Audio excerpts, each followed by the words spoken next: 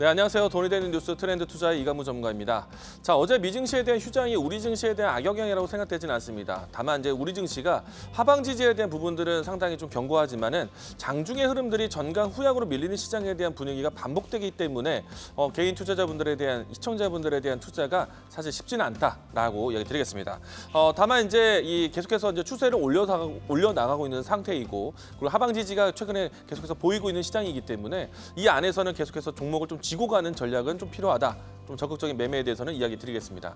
종목에 대한 순매매가 잘 나오고 있기 때문에 종목에 대한 뉴스를 살펴보셔야 되겠는데요. 오늘자 뉴스 살펴보도록 하겠습니다. 자, 제가 지난주부터 강조를 많이 드렸었던 방산주에 대한 소식이 오늘도 이어졌습니다.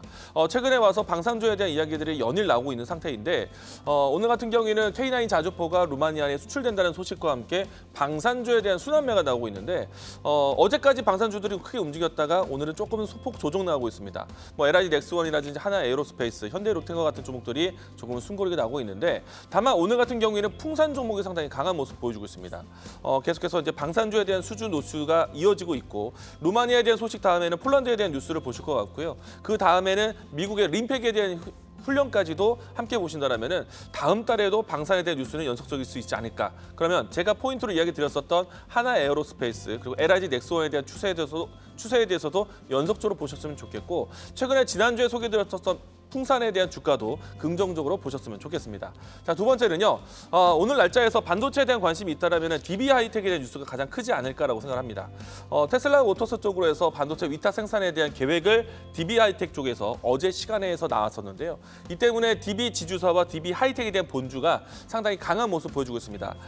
현재 장 초반대에서 급등세를 보여주고 있는데 이 부분에서 위탁 생산에 대한 내용들, DB 하이텍에 대한 파운드에 대한 내용에 대해서 뒷부분에 한 번 더 설명을 드리도록 하겠습니다. 자, 세 번째는요. 테마주에 대한 흐름인데요.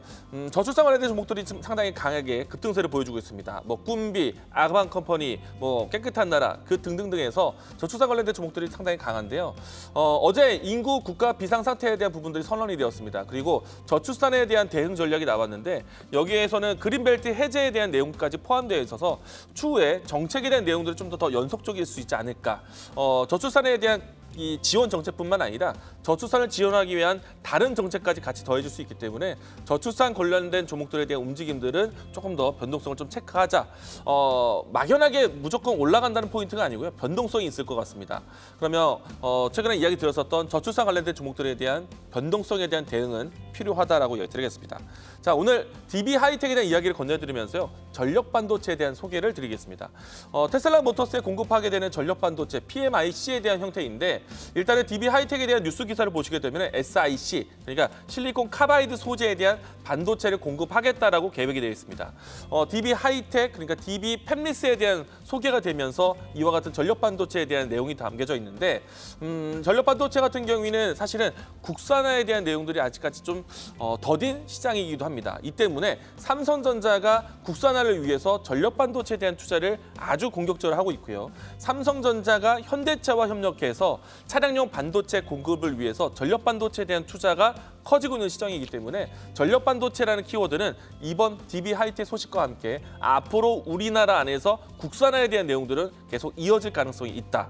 자, 그러면 전력 반도체에 대한 키워드를 우리가 알아가야 되는데 PMIC, SiC, 그리고 GaN 지라갈륨이라는 소재로 해서 이와 같은 차세대 반도체, 전력 반도체에 대한 개발이 이어지고 있다. 이거는 국산화에 대한 내용이다라고 포함을 이야기 드리겠고요. 일단은 이제 기존에 있었던 반도체 같은 경우는 SI, 실리콘 소재인데 지금 앞으로는 SiC, GaN.